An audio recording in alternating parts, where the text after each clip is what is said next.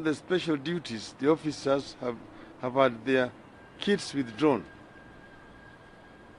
They have been issued with clearance certificates and are asked to report to police headquarters to be issued with discharge certificates on or before 2nd July 2017. In other words, their forces identification cards have been withdrawn.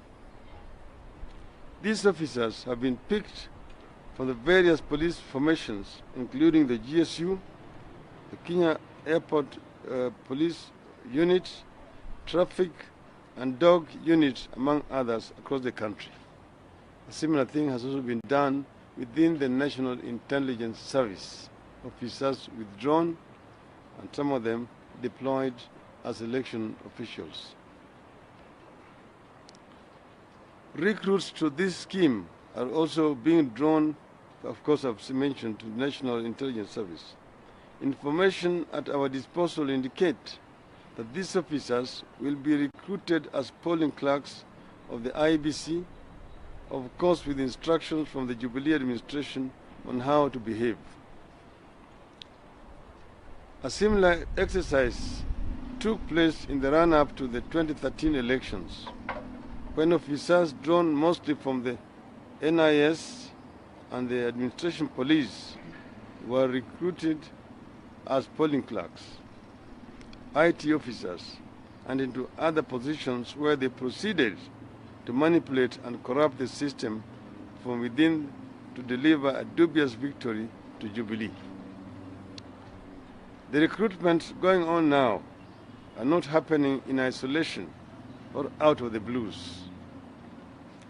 They are products of panic strategy meetings by Jubilee that followed both the court rulings mentioned earlier and the NIS polls that showed President Uhuru Kenyatta trailing by a huge margin.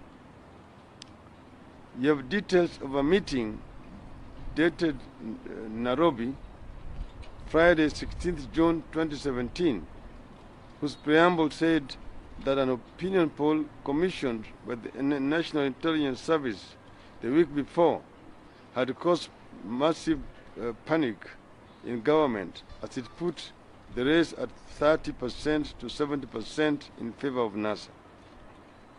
It was after this poll that Jubilee hurriedly formed a team that discussed, in their own words, 3 possible scenarios of the impending general election outcomes and their likely repercussions. The recruitment of police officers into election activities and the mobilization of other security agencies for so-called peace operation fall within the recommendations of the Jubilee team under scenario number 2, which was an undisputed Raila win. The Jubilee minutes dated Friday, 16th June 2017, described a Raila win as tragic and said President Uhuru Kenyatta would outrightly reject the results and refuse to hand over power. It is under this scenario of a Raila win, which now looks increasingly likely, that the ongoing activities fall. The Jubilee strategy team had recommended, among other things, use of police officers as polling officials, presiding officers, polling clerks, and polling or party agents. We are demanding the following from the Inspector General of Police. A. What is the nature of the special duties the police officers have been assigned? B. What is the current posting of the police officers in question? C. What are the criteria that were used to identify the officers to be picked for these special duties? D. Which other police officers are involved in the special duty assignments surrounding the upcoming general elections? Once again, we want to challenge President Kenyatta to go beyond mere rhetoric and show in action that he is prepared to play by the rules and respect the will of the Kenyan people in this election. Uhuru must not subvert the will of the people or overthrow our constitution. His maneuvers indicate that he is not prepared to respect the verdict of the people contrary to his pronouncements. To our supporters, I wish to affirm that there is something good in Uhuru's maneuvers. They indicate Jubilee is struggling and Uhuru is beatable. Having failed the country by presiding over runaway corruption, massive unemployment, and a malfunctioning economy, Uhuru has no achievement to show Kenyans and nothing to propel him. The momentum is with NASA. We are poised for an outright win, and Jubilee must end these maneuvers. We will not be cowed as a people, as the people of Kenya. And I also want to extend by saying that I talked about the minister or the acting minister for internal security the other day, who has been summoning officials of the IBC, supposedly to talk about security matters, but basically just trying to blackmail him. I saw President Uhuru Kenyatta and Ruto yesterday chest thumping at the coast that I should leave Mr. Matiang'i alone. Waswahili wanasema ukitaka kujua mwenye umbwa ni nani, chapa umbwa, alafu mwenye umbwa atatoka. Tuliona jana. Kwa hivyo sisi tunawaambia bana, msitumie ofisa wa serikali vibaya. Wacha wanasiasa wacheze siasa. Bwana Matiang'i anachagua kama anataka kuwa mwanasiasa awe mwanasiasa. Kama sivyo basi akae kando. Lakini asiwe tu kwa pande moja, yeye anafanya kampeni kwa Jubilee, alafu kwa pande nyingine anajifanya ati yeye sasa ni waziri wa ulinzi, ati yeye sasa anaita maafisa wa IBC kwenda kuwatisha. Hiyo hatuwezi kukubali. Na mimi ningependa kumshauri Bwana Chebukati na wenzake, kama Bwana Matiang'i anataka kuwaona, aende kwa ofisi yao. Sio yeye anawalika kama watoto wake wanakwenda kwa ofisi yake kila siku. Hiyo kiuka ile uhuru ambayo tume ya uchaguzi imepewa kikatiba. Shukrani. Katika hii taarifa tumesema na tumetoa thibitisho ya kwanza, kuna njama ya kutumia maafisa wa polisi kwa njia mbaya katika uchaguzi zinazokuja. Tumepata barua ambayo imetoka ndani ya polisi ambayo askari wengine wanatolewa kwa kazi ya kawaida, wanaamrishwa kurudisha vitambulisho vyao ili wapewe ati kazi maalum wakati huu. Na tuna thibitisho kutoka kwa wale maaskari wenyewe ati wanapewa kazi ya kuingia kwa mambo ya uchaguzi.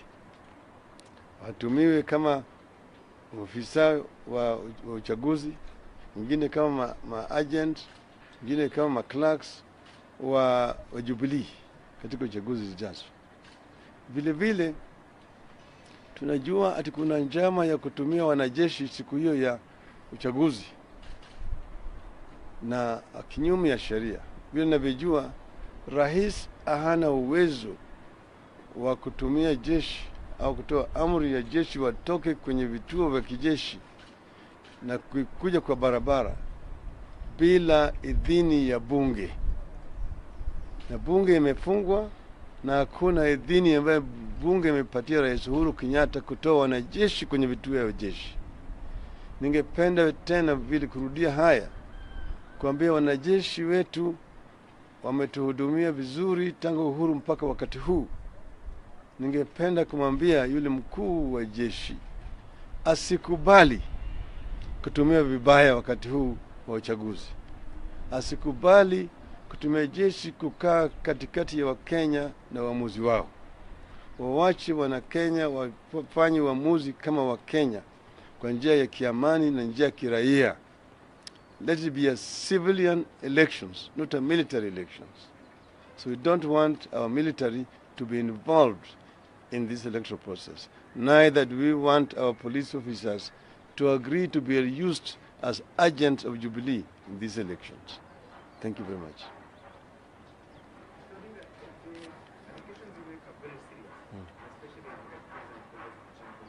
You were challenged to prove these allegations and whether they would in any way antagonize you people, security enforcement or agencies. How would you respond? We are going to give you written evidence of what we are talking about. I mean, just not talking out of the blues. We have evidence that officers have been withdrawn and they've been asked to surrender their forces identification cards so that they can be deployed in special missions. Now you ask yourself, what is a special mission? Why should a police officer be forced to surrender his forces card? Then it becomes an ordinary year. Yet he's not being dismissed from the services. It means he's going to be deployed for clandestine purposes. And it's clear. Some of them have spoken. They're also Kenyans. So I'm not making wild allegations. I'm talking about something that is substantiable.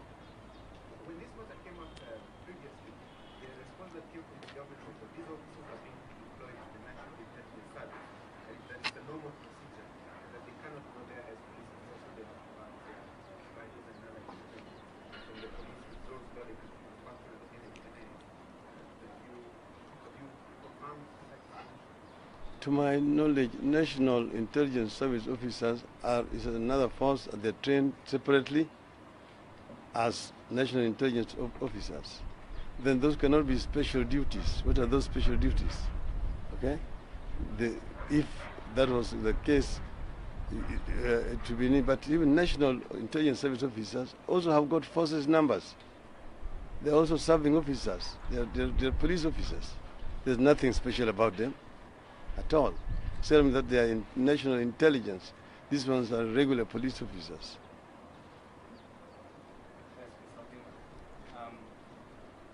Based on what you say, and assuming nothing is done, how then as NASA ensure that these officers do not hold themselves? We are not the government. That's why we are telling them not to do it. You are going to ask Uhuru that question. Don't ask me.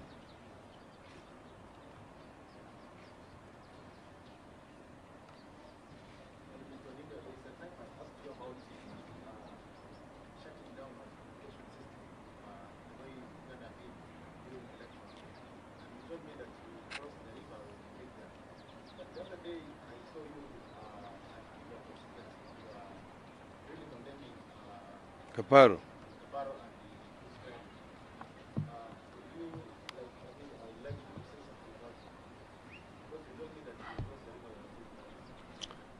I talked to Mr. Kaparo himself when I met him the other day, and he denied ever making such a statement.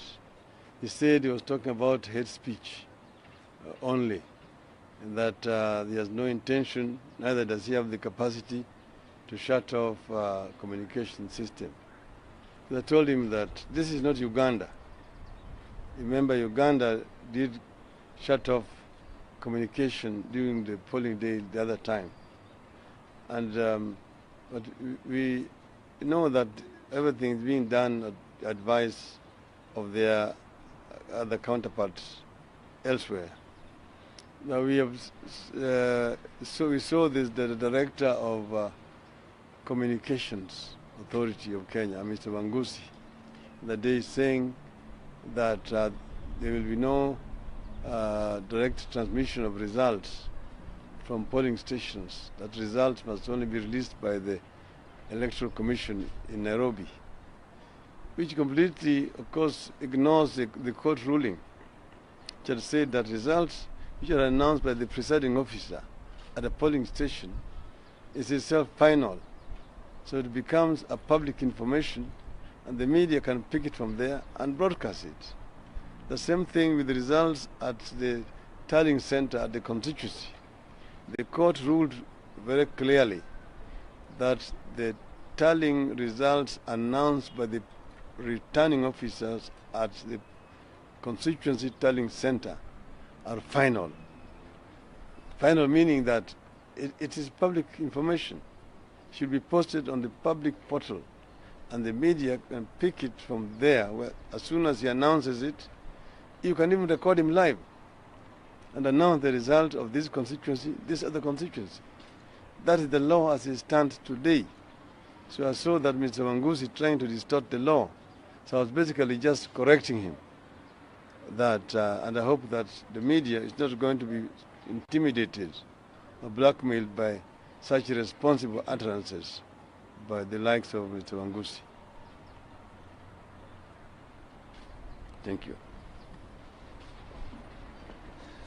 The copies of the discharges are here. I think they should be now.